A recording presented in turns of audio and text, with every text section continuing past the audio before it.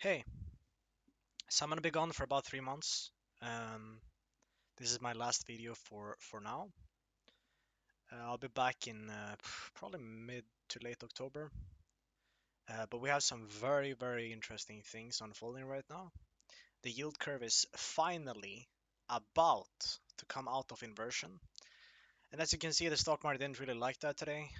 S&P down 2.2%. This is it's not even about because look, the stock market could make a new high by September, October. That's actually how it played out in 2007, 2008. But it's more so about why the stock market was down today. Yes, Google and Tesla didn't have the best earnings. They went down and it brought the Nasdaq down roughly 0.5%. But it's about why it got continuation. And the reason why it got continuation is because the yield curve is finally, it's not out of it, but it's extremely close to coming out of inversion. In fact, I think this number got as high as the delta got as high as 0.124 today. It doesn't, for some reason, doesn't put that on the H here, the high, but it got up to 0.14, 0.124, and yeah, the stock market didn't seem to like it. It's a very bad sign for the stock market because this confirms the hard landing. Basically, a bull steepener in the yield curve. It's called bull steepener because it's bullish for bond price. I made a video about this. You can look at this. It's bullish for bond prices. It's bearish for the stock market and the economy. It means that interest rates are gonna come down. People might say, "Oh, but that's a good thing." It's not good. It's because the banks are not gonna lend into a risk environment. They look at the yield curve. There's too much risk. They're not gonna bother. Okay.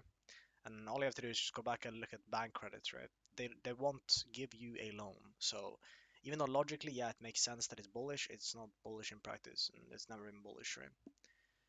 So just to put this into perspective, right? We're getting the first rate cut in September, and as you can see, what happened when they cut the interest rates the first time here, September 18th. It's actually the exact same date. September 18th, 2024, we're getting rate cuts. That's right around when this began. The unemployment rate is rising and the yield curve is re-steepening. So this is a confirmed recession signal. I would say at this point, the yield curve will continue to re-steepen over the next couple of months. The unemployment rate will keep rising, and we're gonna have a recession. The average decline in S&P is minus 35%, but I don't think that this is going to be anything average. I mean, look at the severity of that inversion before the dot-com bubble, before the 2008 financial crisis, COVID, and then this, and how long this has been inverted for this long for. There's only two comparable examples: the 1928 to 29 inversion before a 90% stock market collapse, the one in the mid 1970s, which was a 50% nominal stock market crash, but something like 75-80% adjusted for inflation, and the 2008 one, which was a 60% stock market crash. So again, not a great sign. And the unemployment rate is definitely gonna continue going up. So I'll be back in October, and we're gonna look at this when I'm back. Um, and yeah, if you want a ticker, just search this for the yield curve, or you can just Google 10-2 Fred, and you'll get the Federal Reserve Economic Data Research website. But that one lags on that site. And again, the deflation we're gonna see from the M2 money supply lags, right? Which should kick in by the second half of this year. Um, this will be felt by the end of this year. From this point till the end of the year, we're gonna feel this contraction money supply.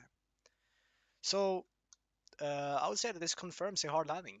Um, but again, the stock market could make a new high. If we look here, what happened with SPX in blue, I guess this will be. We'll put this on log scale.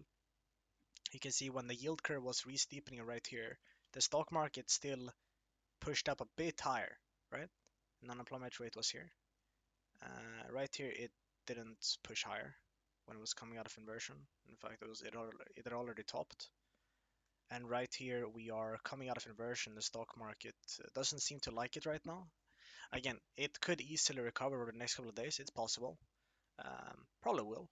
Um, could make one more high, but it's not about that. It's about why it sold off today.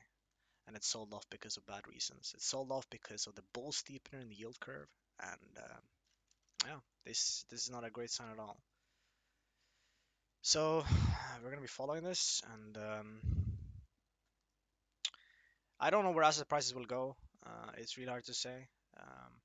The things I'm gonna be looking for when this hard landing plays out is a spike in the volatility index.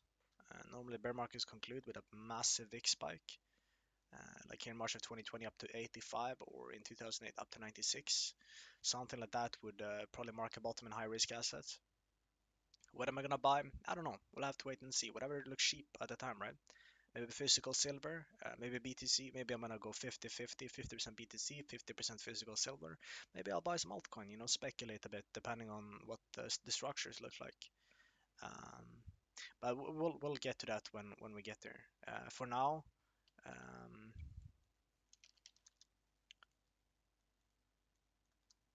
we don't know if this is the top of Nasdaq. We have no idea. But what we do know is that this is a pretty aggressive sell-off, and a lot of things. I think 45% of the gains in S&P 500 since the beginning of the year was Nvidia.